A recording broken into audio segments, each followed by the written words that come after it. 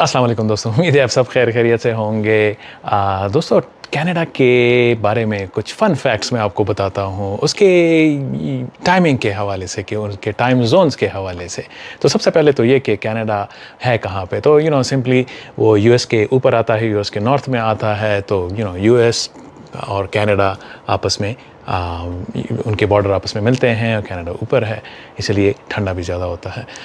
तो इसके अलावा अब कनाडा है कितना बड़ा, क्योंकि हम जब बाहर के मुल्कों में होते हैं, यानी अपने मुल्कों में होते हैं, तो वहाँ पर हम ये नाम सुनने में आते हैं कि यार टोरंटो, बस टोरंटो जा रहे हो या मॉन्ट्रियल जा रहे हो या वैंकूवर, लेट से बड़े बड़े शहरों के नाम आते हैं। अब मज़े की बात यह है कि ये शहर जो हैं, या जो बंदा टोरंटो मूव होता है, ठीक है, और अगला उसका दोस्त वैंकूवर चला जाता है, तो ये आपस में कितने फासले पे रहते हैं। तो इस सिलसिले में थोड़ी सी ज़रा आपको बताता हूँ कि कनाडा कैसा है। तो सबसे पहले कनाडा में 10 प्रोविंसेस हैं, यानी 10 सूबे हैं, और इसके अलावा 3 उनकी टेरिटोरीज़ हैं। तो ये जितने भी सूबे हैं या प्रोविंसेस हैं, ये सब मतलब ऐसे हैं कि एक दूसरे के साथ पैरेलल जुड़े हुए हैं। और जो टेरिटोरीज़ हैं, जो 3 टेरिटोरीज़ हैं, वो इन सूबों के ऊपर आती हैं। तो एक टेरिटरी, दूसरी और तीसरी, ये सब मिला के आपका इतना बड़ा कनाडा बन जाता है। तो इसके 10 सूबे हैं, और जो सबसे दूर वाला सूबा, जो सबसे वेस्ट में जो सूबा है, वो ब्रिटिश कोलंबिया है, जिसमें आपका वैंकूवर शहर आता है। और जो सबसे उस तरफ वाला जो लास्ट सूबा है, वो न्यूफनलैंड एंड लैब्राडोर है। तो अब इन दोनों के बीच में फ़ासला कितना है, ये बड़े इंटरेस्टिंग बात है। क्योंकि इन दोनों के बीच में तो आई डोंट नो कि ड्राइविंग में कितना फ़ासला होगा, लेकिन मैं आपको ये बता दूं कि ब्रिटिश कोलंबिया, जिसमें वैंकूवर आपका शहर आता है, तो इसके साथ जुड़ा हुआ अल्बर्टा है, ठीक है। अगर आप वेस्ट की तरफ से east, all the way east की तरफ जाते हैं, तो पहला आपका ब्रिटिश कोलंबिया हो गया, जिसमें वैंकूवर है, और उसके बाद आपका आता है अल्बर्टा, जिसमें कैलगरी है और एडमिंटन है। इसके बाद आपका आता है सैस्कैचुअन, जिसमें सैस्कटून उनका शहर है, और उसके बाद आता है मैनीटोबा, जिसमें विनिपेग और रेजाइना उसके मेन शहर हैं। उसके बाद आपका आता है ऑन्टेरियो आता है, जिसमें आपके शहर टोरंटो और जो कैपिटल है वो ऑटोवा है। ऑन्टेरियो के बाद आपका क्वेबेक आता है, तो क्वेबेक में आपका शहर मॉन्ट्रियल आता है और क्वेबेक सिटी भी आती है।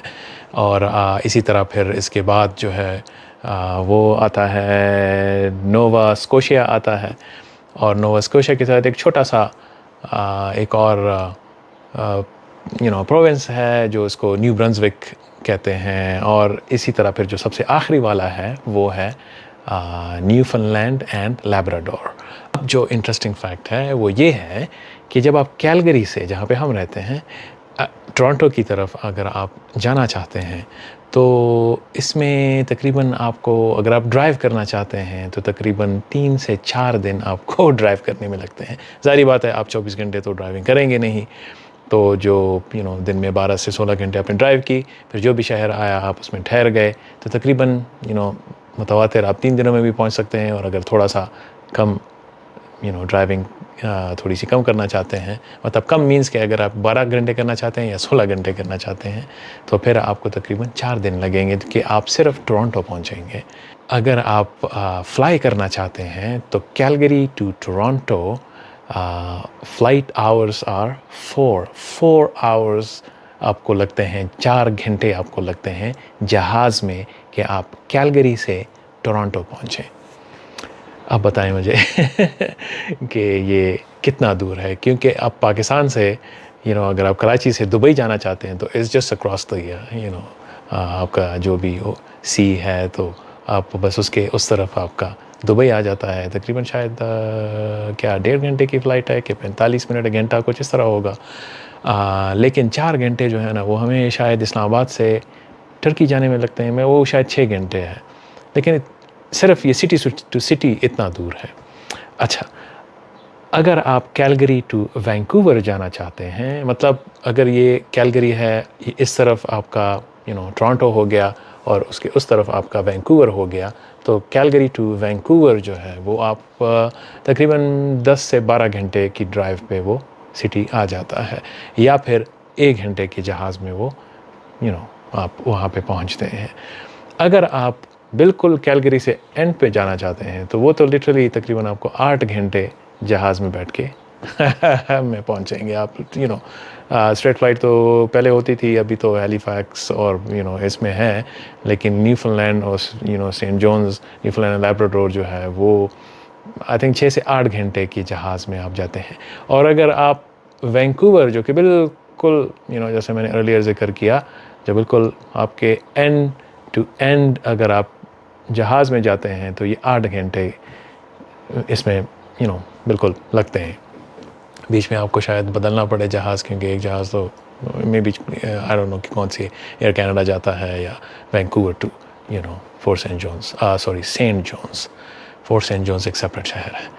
एनीवेज, तो आप मुझे बताएं कि कितना, अगर आप टोरंटो में रहते हों और किसी ने आपको कहा कि हे मैं तो कैलगरी में रहता हूँ, या पाकिस्तान से अक्सर हमें सुनने को मिलता है कि वो फलाने बंदे को जानते हो, वो टोरंटो में रहता है, तो तुम कहो कि यार टोरंटो तो हमसे 4 घंटे के जहाज़ के फासले पे, तो मैं उसको कैसे जानूँ। वैंकूवर में रहता है तो वो तो 1 घंटा आपको फ़्लाइट लेनी पड़ेगी, और या फिर पता ही नहीं है कि वो कहाँ पे है और कहाँ पे नहीं है। अच्छा, अब एक और इंटरेस्टिंग फैक्ट कि इन सब में डिफरेंट टाइम जोन्स हैं, तो जो थ्रू आउट कैनेडा में डिस्ट्रीब्यूटेड टाइम जोन्स हैं वो अगर आप बिल्कुल एंड टू एंड बात करें ना, तो ये तकरीबन 4.5 घंटे डिफरेंस, टाइम में डिफरेंस आ जाता है। मतलब ये कि वैंकूवर और उसके बाद हमारा शहर कैलगरी, तो इसके बीच में 1 घंटे का फ़र्क है। वैंकूवर हमसे 1 घंटा पीछे है। तो अगर आप किसी दोस्त को वैंकूवर कॉल करना चाहते हैं तो ये जहन में रखें कि अगर यहाँ पर 12 बजे हैं तो वहाँ पर 11 बजे होंगे। फिर इसी तरह टोरंटो फिर कैलगरी से 2 घंटे आगे है।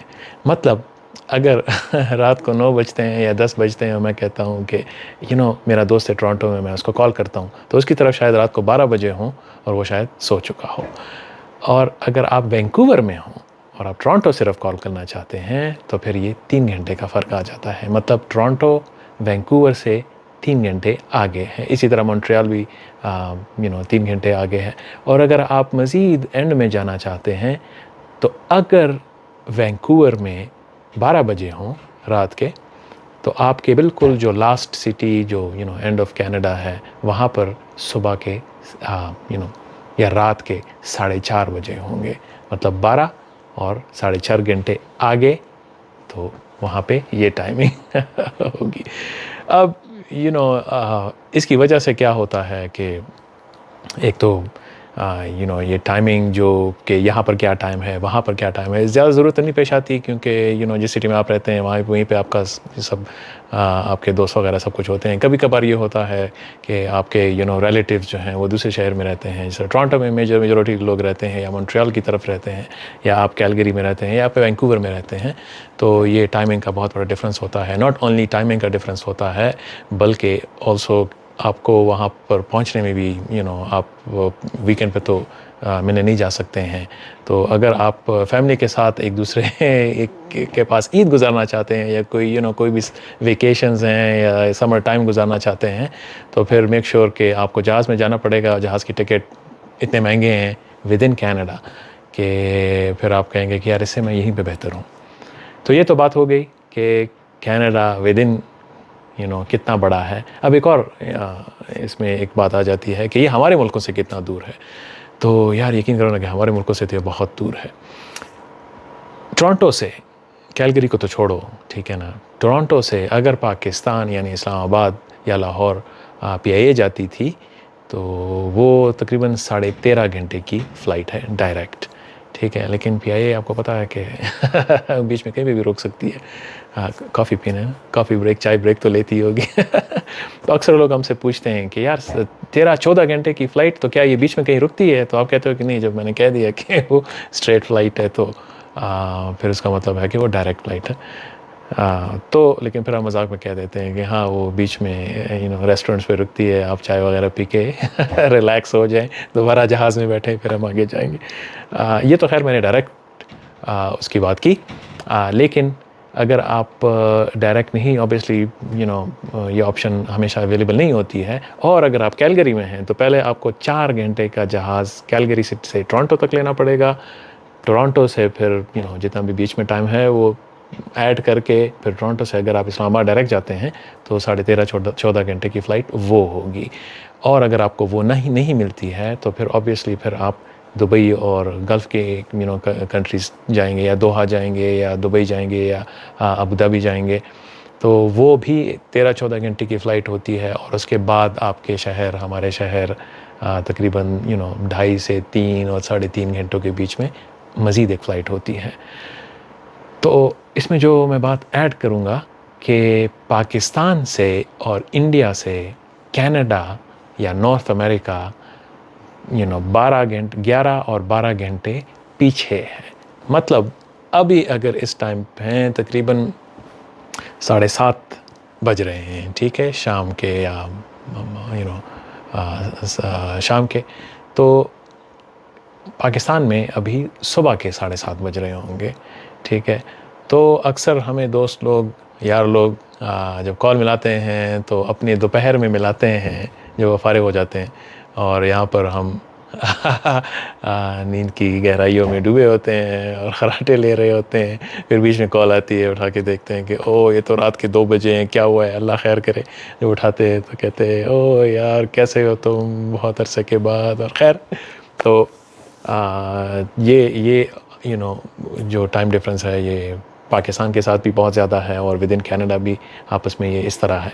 तो अगर जब हम पाकिस्तान और इंडिया जाते हैं, इसी तरह का ट्रैवलिंग डिस्टेंस जो है वो इंडिया तो बेहतर है, क्योंकि टोरंटो से, मॉन्ट्रियल से, वैंकूवर से उनकी डायरेक्ट दिल्ली और बॉम्बे की फ़्लाइट्स हैं। लेकिन हम तो, आपको पता है हम तो स्पेशल हैं।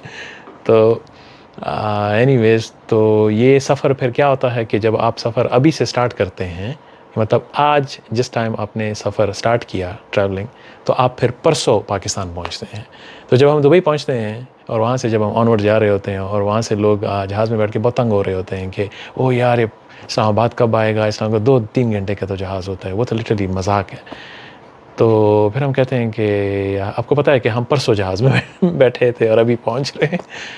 तो द थिंग इज़ कि ये इंटरेस्टिंग फैक्ट से मैंने सोचा कि आप लोगों को डेफिनेटली पता होगा, लेकिन मैंने सोचा क्यों ना आप लोगों के साथ शेयर करता जाऊँ, इससे पहले कि वीडियो और भी लंबी हो जाए। आप लोगों से इजाज़त चाहता हूँ, और इंशाल्लाह फिर मिलेंगे, तब तक के लिए इजाज़त दीजिएगा। अल्लाह हाफ़िज़।